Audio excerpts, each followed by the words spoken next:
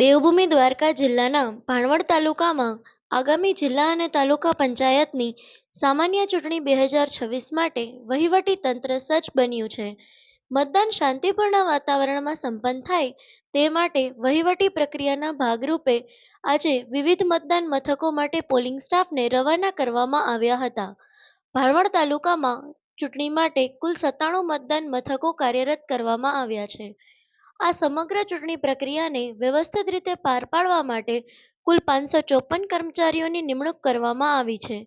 ત્યારે તાલુકા મથકેથી કુલ 11 વિવિધ રૂટ પર આ મતદાન ટુકડીઓને સુરક્ષા સ્થાને રવાના કરવામાં આવી છે. જિલ્લા તાલુકા પંચાયત સામાન્ય ચૂંટણી 2026 અંતર્ગત ભાણવડ તાલુકામાં કુલ 97 બૂથ આવેલા છે, જેના ઉપર અમારો જુદા જુદા પોલિંગ પાર્ટીઓનો કુલ 554 વ્યક્તિઓનો સ્ટાફ છે. અત્રેથી જુદા જુદા 11 રૂટ છે એમાં રવાના થયેલ છે અને સંપૂર્ણ શાંતિપૂર્ણ રીતે તમામ સ્ટાફ છે પોતપોતાના બૂથ ઉપર જવા માટે રવાના થઈ ગયેલ છે. સાથે સુરક્ષાની દ્રષ્ટિએ પોલીસ સ્ટાફ પણ પૂરતા પ્રમાણમાં ઉપલબ્ધ છે અને કાયદો વ્યવસ્થાની દ્રષ્ટિએ તેમની સર્વેલન્સની ટીમો પણ ઉપલબ્ધ છે.